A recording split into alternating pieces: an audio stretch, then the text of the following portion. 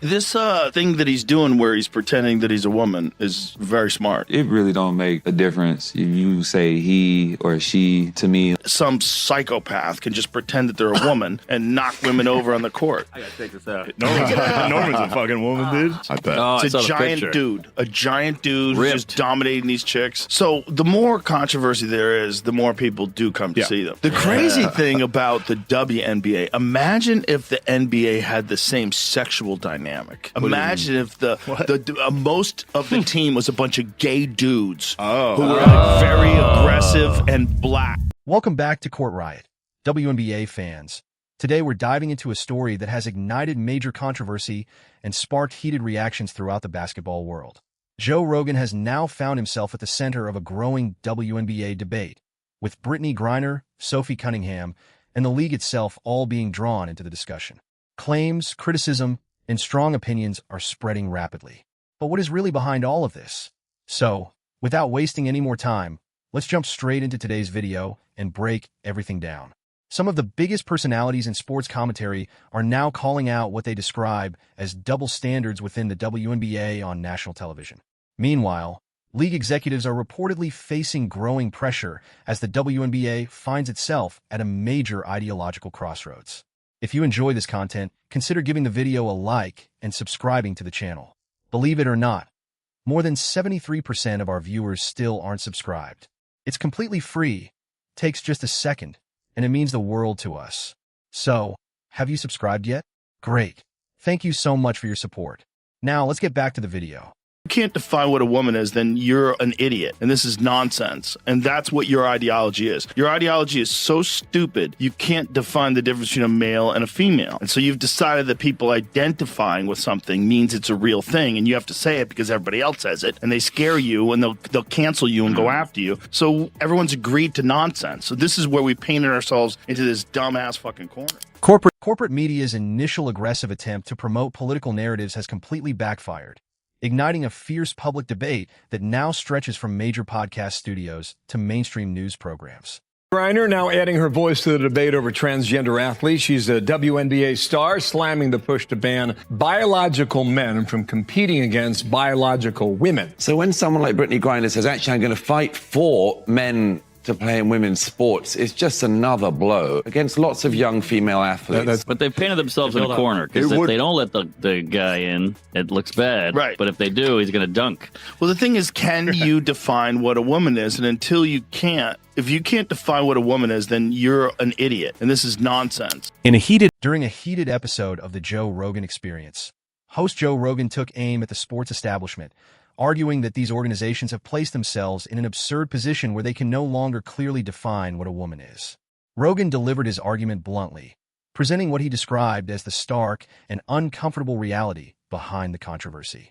Things that Joe Rogan, a prominent podcast, one of the things that made him wake up to this issue is he's an MMA fighter. Correct. And when Joe Rogan saw biological males who are transitioning to female beating the hell out of biological females in the ring, he started to think, What are we doing? What are we doing here? Like, why are we cheering this on? If you say anything like, look, trans women aren't women. There are men who identify as women, which is fine. But there's a biological distinction that protects women in sports, and that's chromosomes. We know XX chromosome, you're a woman, XY, you're a dude. Do it that way. Call yourself whatever the fuck you want. But if you want to play in the WNBA, you have to have the argument that fundamental genetics plays a central role in biological sex, with XX chromosomes typically associated with females and XY chromosomes typically associated with males, while warning that allowing biological males to compete in women's sports could undermine the protections and competitive safeguards that Title IX was designed to provide.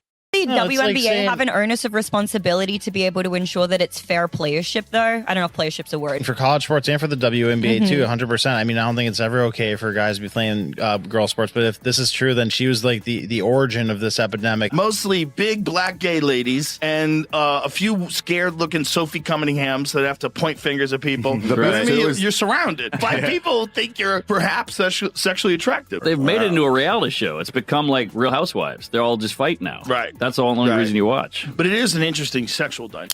During the conversation, Rogan drew attention to the contentious political climate surrounding the WNBA, emphasizing how outspoken players such as Sophie Cunningham have been pushed to defend their views on biological sex against league narratives that, according to his argument, overlook fundamental scientific principles. You're going to have a tremendous platform, but where is that going to be on your radar in terms of advocating for athletes, all athletes, transgender athletes to be able to play? Oh, I mean, that ranks high on the list of things that I'll be fighting for and speaking up against. You know, everyone deserves the right to play. The WNBA's Brittney Griner is a man. That's not a woman. That's not a female. That's not even a trans person. That is a man. Brittney Griner is, in fact, a man. The controversy intensified even further. Griner stated on camera that everyone should have the right to participate in women's sports and pledged to use her platform to support transgender athletes, while criticizing ongoing efforts to prevent transgender women from competing in women's sports.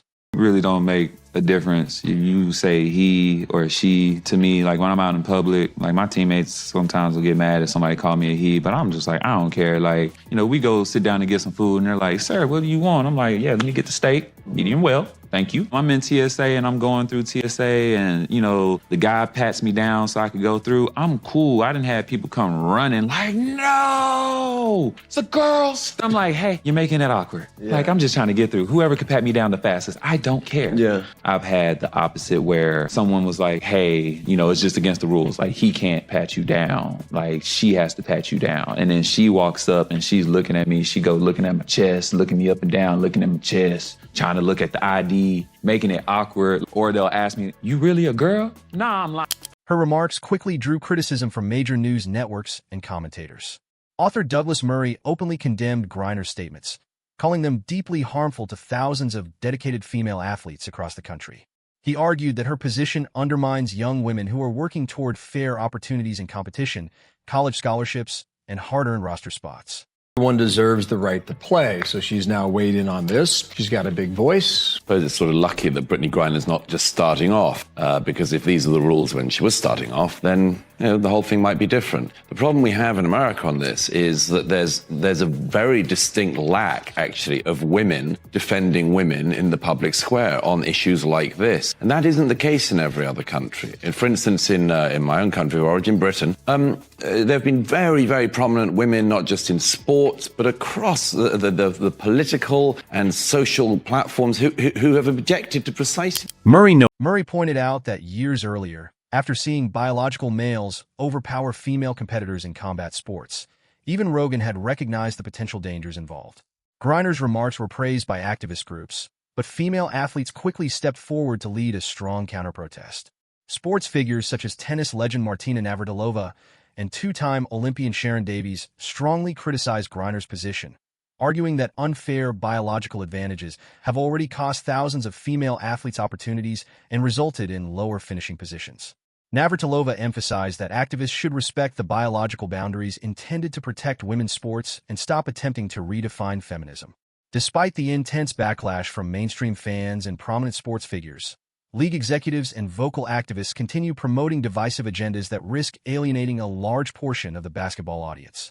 Woman decided to stand up for women and female spaces. And that woman is now getting lambasted by other women because she doesn't support transgender people in female spaces. Sophie Cunningham, who many of you will probably know from this video, recently got herself in hot water because she had the audacity to say that women and girls should be protected. WNBA star Sophie Cunningham, who plays guard for the Indiana Fever, when an ESPN feature quoted her opposition towards biological men competing in women's sports. She said she wanted to protect young girls both on court as well as in the locker room, calling her position kind of common sense. It has everything to do with reality. The WNBA leadership now finds itself in a difficult position as the conflict between corporate ideology and what many consider common sense continues to grow. While outspoken athletes like Sophie Cunningham are willing to face public criticism in order to defend the integrity of women's sports, figures like Griner continue promoting positions that have sparked intense public outrage. The contrast between players who openly defend their beliefs and those who rely on corporate talking points has exposed deep divisions within the league. However, as the media narrative began spiraling out of control, Griner's own background suddenly returned to the spotlight through viral online investigations and resurfaced evidence, creating an explosive controversy that league officials are desperately trying to avoid. This jersey used to represent someone I respected as an athlete. Today it represents something I can't support anymore. Sports have the power to bring people together, but when someone uses their platform to demonize or marginalize an already vulnerable community, I have to decide where I stand. I'm burning my support. As a trans woman, I've spent years fighting just to exist authentically. I will never understand how these people think this is some sort of a win for their side. Like, I am begging you people to be normal. Despite the monumental freakout, Cunningham didn't back down, which we love to see. Viral discussions across major media platforms have put the WNBA front office under intense pressure to contain the fallout as public scrutiny reaches unprecedented levels.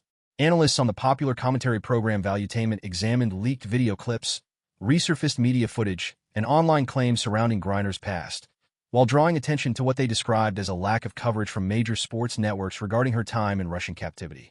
Brittney Griner, the WNBA's Brittney Griner, is in fact a man. Value, Brittney. Let me see something real quick. Brick, thank you. Damn. Look at the chest. Jab stepping, just a brick. Swing and a miss. It's very clearly Brittney. I ain't gonna fake it right now. They called him/her by their name. And as you can clearly see here, his bare chest is completely exposed. While private athletic organizations may choose to promote whatever narratives they want, taxpayer-funded sports and educational opportunities must uphold principles of biological fairness. Analysts pointing to what they described as clear double standards in the way legacy sports outlets cover controversial league issues argued that fundamental physical differences, including lung capacity, bone density, and muscle strength, can give male athletes significant advantages over female competitors. From their perspective, these biological considerations make the issue of competitive fairness impossible to ignore. The controversy also highlights what they argue is one reason the WNBA continues to struggle with financial challenges and broader mainstream relevance amid an increasingly chaotic media environment. Cultural power. This is why the WNBA this is not going to go away. This issue is not going to go away. They're in such a bad position here. Caitlin Clark, they have cultural power. People love them. People are buying tickets that would never care about the WNBA. There's a reason why people call Sophie Cunningham MAGA Barbie, and people are starting to fill the arenas to watch her and Caitlin Clark. She's not apologizing for saying that there should be no men in this woman's sport. It's caused an absolute crisis, and people are losing their mind. Caitlin Clark is an absolute all-star. She is the Michael Jordan of this. This is the girl that girls have been waiting for forever. Caitlin Clark is a rising star in women's basketball. She's pulling in crazy viewership numbers. These women spent $1,000 on tickets to attend the Indiana Fever versus Atlanta Dream game, specifically to see Sophie. Before generational great Caitlin Clark joined the league, women's basketball had already built a long history, but her arrival dramatically changed the sport almost overnight. She broke viewing records, helped fill arenas across the country, and brought unprecedented commercial attention to women's basketball. Millions of passionate sports fans flocked to stadiums to watch Clark's exciting style of play, remarkable shooting range, and genuine love for the game, demonstrating the powerful appeal of elite basketball. However, league management and activist commentators have continued to allow contentious cultural disputes to overshadow the sport instead of fully recognizing and preserving the historic significance of Clark's impact.